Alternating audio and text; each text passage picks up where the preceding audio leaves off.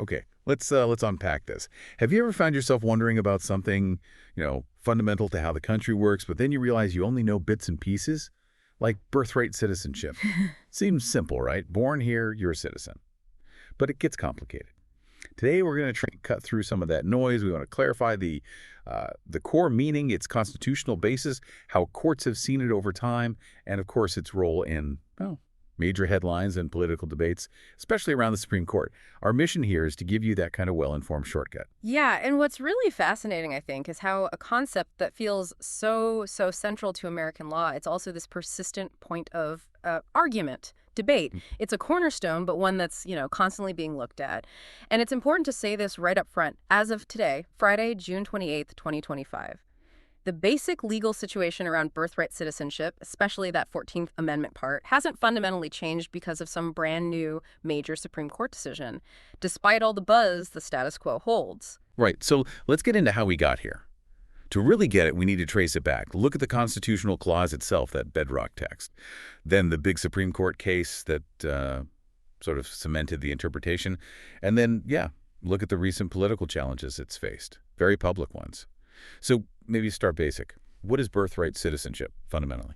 Fundamentally, it's the principle that if you're born within a country's territory, its borders, you automatically get citizenship there. It doesn't matter what your parents' nationality or immigration status is. It's sometimes called just solid rate of the soil. Many countries have this. And in the U.S. context, where does it come from legally? It's rooted directly in the 14th Amendment to the Constitution, ratified back in 1868.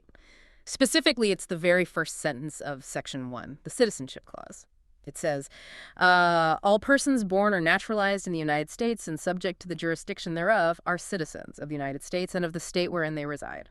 Simple as that, almost. Now, it was passed mainly after the Civil War, obviously, to make sure formerly enslaved people were citizens. But the language, as you can hear, is, very broad. Okay, that phrase, subject to the jurisdiction thereof, that sounds like where the wiggle room or the debate might come in. How's that been interpreted? That's exactly it. That's the phrase people focus on. But legally, historically, its interpretation has actually been quite narrow, quite specific. It basically means if you're born here, you're under U.S. laws, you're subject to its power, you're a citizen. The exceptions are really limited. Think children of foreign diplomats who have diplomatic immunity, or maybe someone born during a hostile military occupation. Very specific cases. Otherwise, the courts have consistently said being born here puts you subject to the jurisdiction. And that interpretation solidified, you mentioned, with a key Supreme Court case. Yes, absolutely. The main one, the landmark case everyone points to, is from way back in 1898. It's United States v. Wong Kim Ark. Wong Kim Ark was born in San Francisco to Chinese parents who were legally resident but couldn't become citizens themselves under laws at the time. He traveled to China and was denied re-entry to the U.S. The Supreme Court sided with him. They ruled definitively that someone born on U.S. soil, even to non-citizen parents, is a citizen under the 14th Amendment. That Wong Kim Ark decision basically established that the right of the soil, just solely, generally overrides the right of blood, just sanguinis, for births in the U.S. It really shaped this broad, inclusive idea of who's an American. Wow, 1898. It's a long time for a precedent to stand. It is. Over a century. But so even with all the talk, especially in recent years, from certain political groups wanting to change this, maybe limit it, no Supreme Court ruling since then has actually chipped away at Wong Kim Ark. Correct. That's the key takeaway regarding the courts. People often ask, what's the latest SCOTUS ruling, especially around late June when big decisions drop. But as of our date, June 28, 2025, there hasn't been a new Supreme Court case that directly overturns or significantly modifies the core holding of Wong Kim Ark regarding birthright citizenship. The principle of stare decisis Latin for to stand by things decided, basically meaning respect precedent, it carries a lot of weight.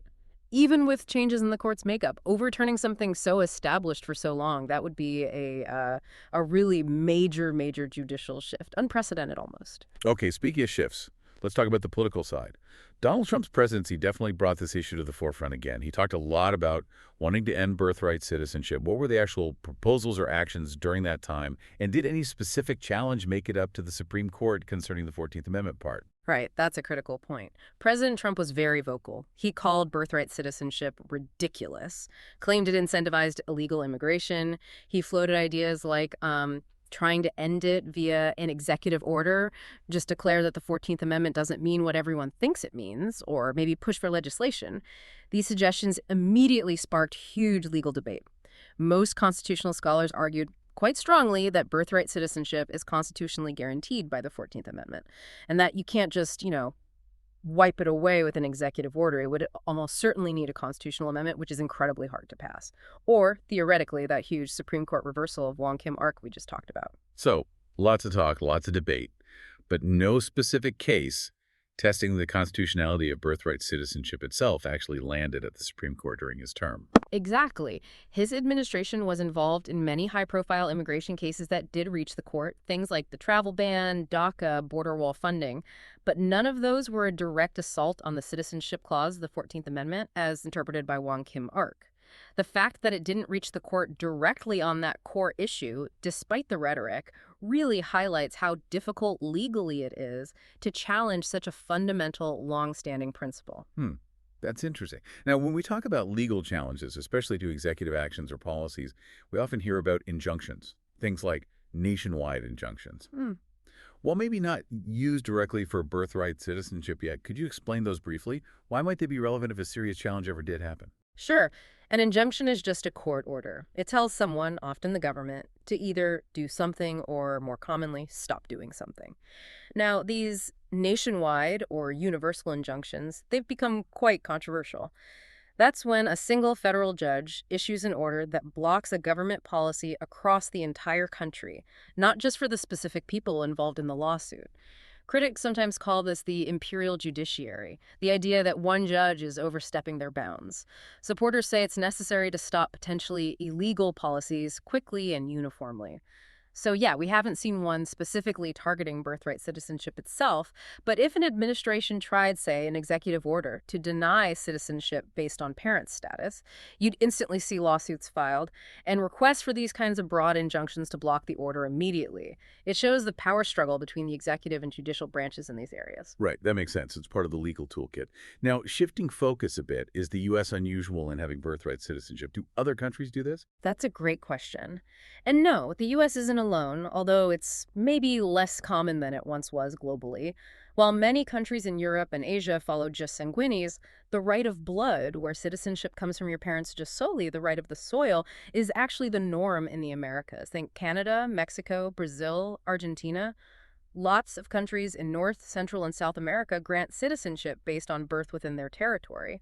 Historically, jus soli was more widespread, but many nations shifted away from it over time, so the U.S. practice fits within a distinct, primarily Western Hemisphere tradition. Okay, so let's try to pull this all together. We've covered the amendment, the key case, the challenges, the global context.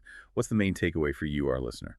Well, it seems clear that birthright citizenship, coming from the 14th Amendment, strongly affirmed by United States v. Wong Kim Ark back in 1898, it's still fundamental U.S. law. That hasn't changed. And despite some very loud political challenges, especially as we discussed from figures like Donald Trump, no Supreme Court ruling has actually altered that basic legal framework. Not as of today, June 28, 2025. Exactly. And if you connect that to the bigger picture, the sheer stability of this principle, upheld for well over 100 years now, it really says something about the power of constitutional precedent in the American legal system. Any real change would likely need one of two things. Either a formal constitutional amendment, which is, notoriously difficult to achieve, or that kind of massive, dramatic reversal by the Supreme Court we talked about, which would be truly extraordinary. So for you listening, thinking about birthright citizenship isn't just a sort of an abstract legal thing. It's really about understanding a core piece of American identity. And it's about grasping this ongoing conversation, this dynamic debate about who belongs, who is an American, and how we define that. Which does leave us with a pretty important question to ponder, doesn't it?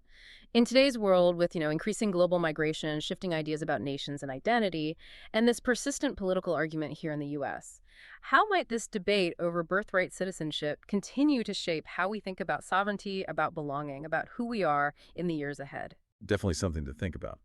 It's a complex principle, deeply embedded, but clearly still very much alive in our national conversation. Worth continuing to explore for sure.